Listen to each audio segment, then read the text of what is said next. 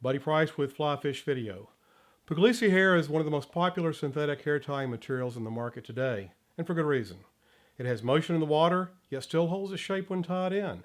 It comes in a great many colors, and the Puglisi company has done a great job providing blends and other variations of their hair. Today we're going to talk about a substitute for Puglisi hair that has many of the same characteristics and is substantially cheaper: Macrame Cord.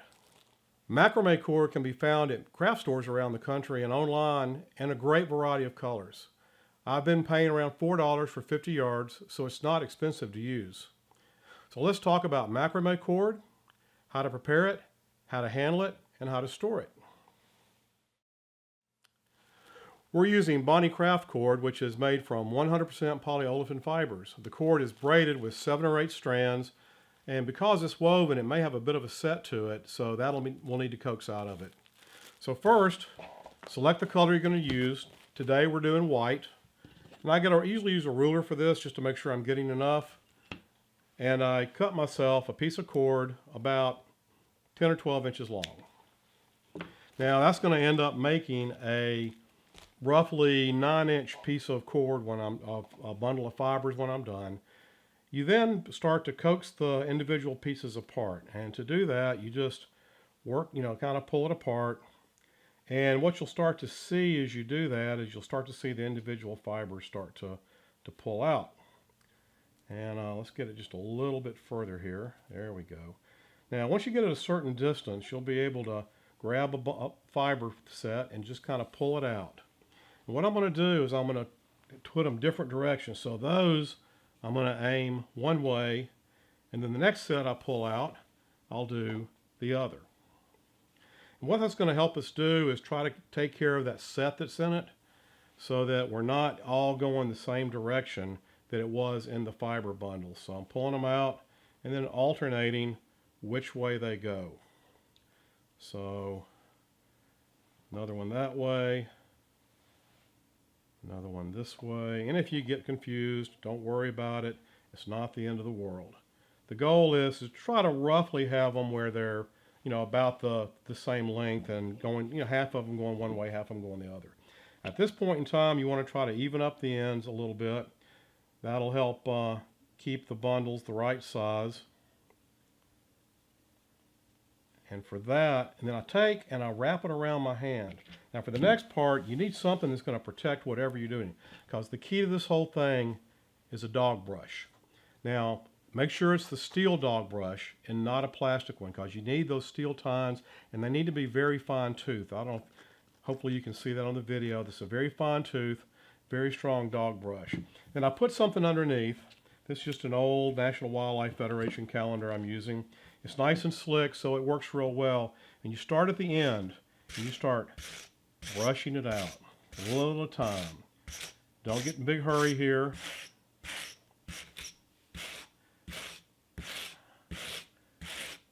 Like I said, don't get in a hurry.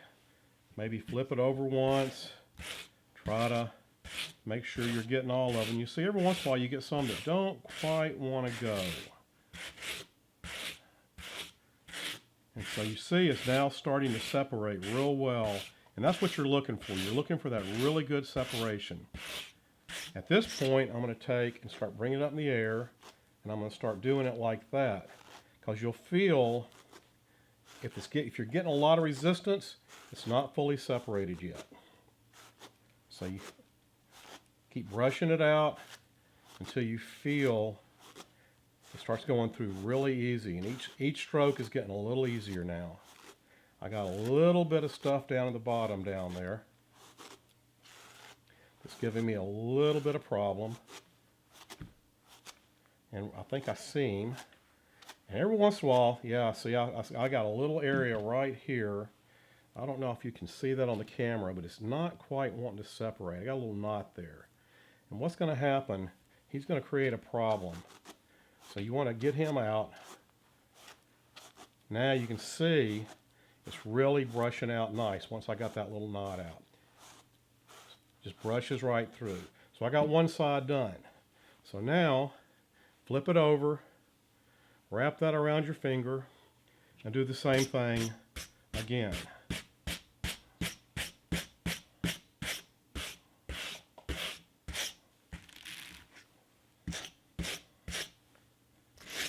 flip it over, keep moving it. You see it's trying to make a little knot right down here. So, you know, that little knot right there is going to be a problem. So we're going to start trying to work that out. Get it up in the air, start brushing it out. You can see the knots coming out, and it came out completely. So now my dog brush goes through the hair real easy. At that point, I maybe let off a little bit, start going through the whole bundle, making sure it's all good.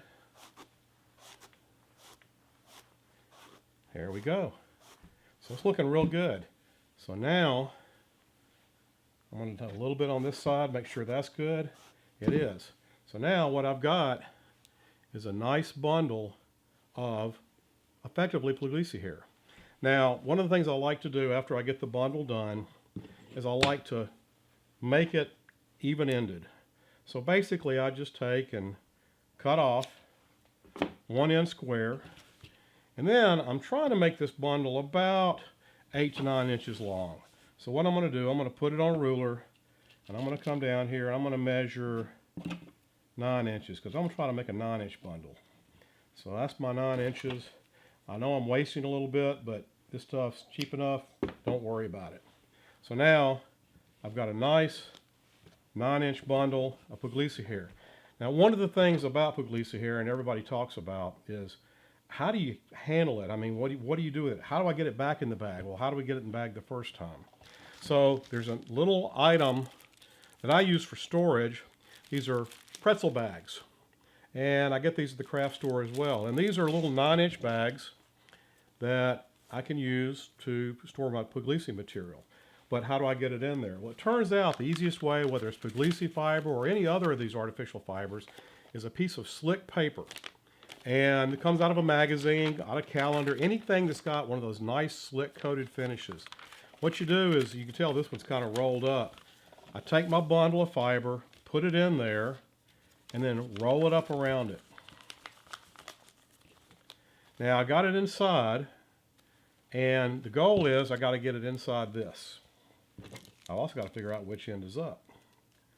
So now, what I do, find the end, put everything down in the bag, and then tap it. Now that slickness makes it real well. So now I can kind of pull this up a little bit, and I can do that to it, and the Puglisi hair comes right out. Grab the bottom of the bag, pull the holder out, and now my Puglisi hair is nicely inside. So when you need to get some out, you take the hair out, you pull however much you want out, have one of these handy, and take and put it back in again. So there you have it. A cheap source of Puglisi hair, how to make it, how to store it, and how to keep it. Hope you found this useful. Again, Buddy Price, Fly Fish Video. Thanks for watching.